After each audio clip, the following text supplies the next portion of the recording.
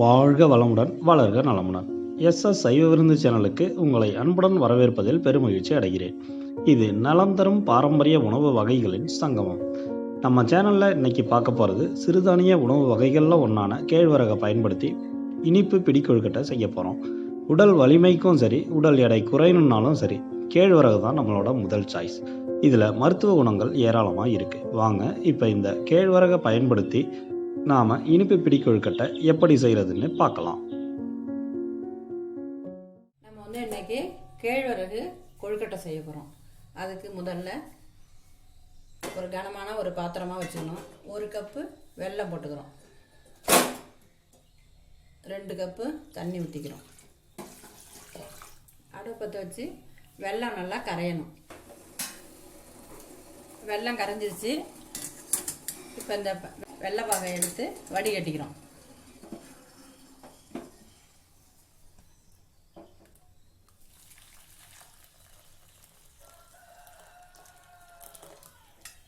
வடிகட்டிட்டு இதில் மண் இருக்கும், இதை சுத்தமாக கழுவிக்கிறோம். கழுவிட்டு இதை திரும்பவும் அடுப்பில் வச்சுட்டு இந்த வெள்ளை பாகை எடுத்து இதிலே ஊற்றிடுறோம்.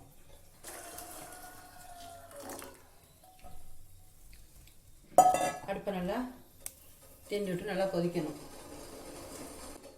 ஒரு முடி தேங்காவை பொடியாக அரிஞ்சு அதில் சேர்த்துக்கிறோம். ஒரு கல் உப்பு கல் அதில் சேர்த்துக்கிறோம். நல்லா கொதிக்கணும்.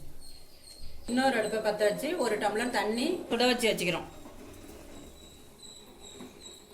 தேங்காய் போட்டு கொதிச்சிட்ருக்கு. 2 ஏலக்காய் பொடிச்ச பொடி இதில் போடுறோம். 1 ஸ்பூன் பசு நெய் சேர்த்துக்கிறோம். நல்லா கொதிச்சிருச்சு. இதை இப்போ இறக்கி வச்சுட்டு 2 கப்பு கேழ்வரகு வறுத்து மிஷினில் அரைச்சிட்டு வந்து வச்சுருக்கிற மாவு 2 கப்பு போட்டுக்கிறோம்.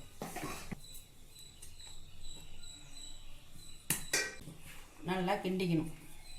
மாவை நல்லா பிசைறதுக்கு முன்னாடி இந்த இட்லி பானில் தண்ணி வச்சுக்கிறோம். தண்ணி சுட்டுட்ருக்கட்டும்.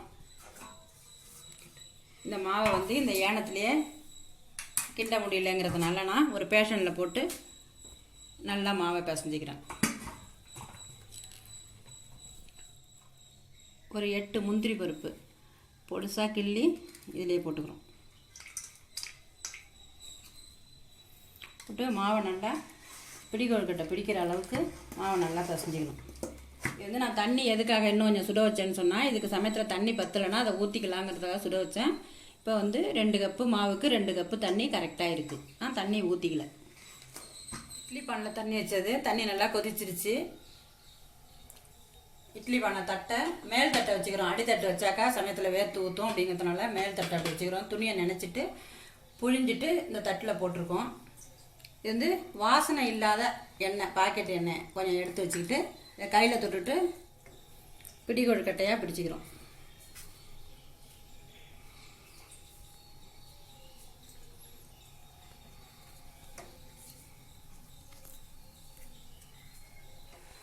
பிடி கொழுக்கட்டை மாதிரி பிடிச்சும் வச்சுக்கலாம். சின்ன சின்னதாக பால் மாதிரி உருண்டையும் வச்சுக்கலாம். அது வந்து நம்ம இஷ்டம்தான். ஒரு தட்டுக்கு தேவையான அளவு பிடிச்சி வச்சுருக்கோம். இது வந்து ஒரு 15 நிமிஷம் நல்லா வேகணும். அது இட்லி பானை நல்லா மூடி வச்சிடணும். அடுப்பையும் ஹையில் வைக்கணும்.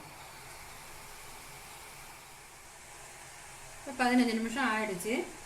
அடுப்பை குறைச்சிட்டு இதை எடுக்கிறோம். எதுக்காக நம்ம அடுப்பை குறைச்சிட்டு எடுக்கிறோன்னு சொன்னால், இந்த ஆவி வந்து நம்மளுக்கு கையில் அடிச்சிடும். அடுப்பை குறைச்சிட்டோம்னா ஆவி கம்மியாக இருக்கும். கொழுக்கட்டை இப்போ நல்லா வெந்துருச்சு. ஒரு தட்டில் மாற்றிக்கிறோம்.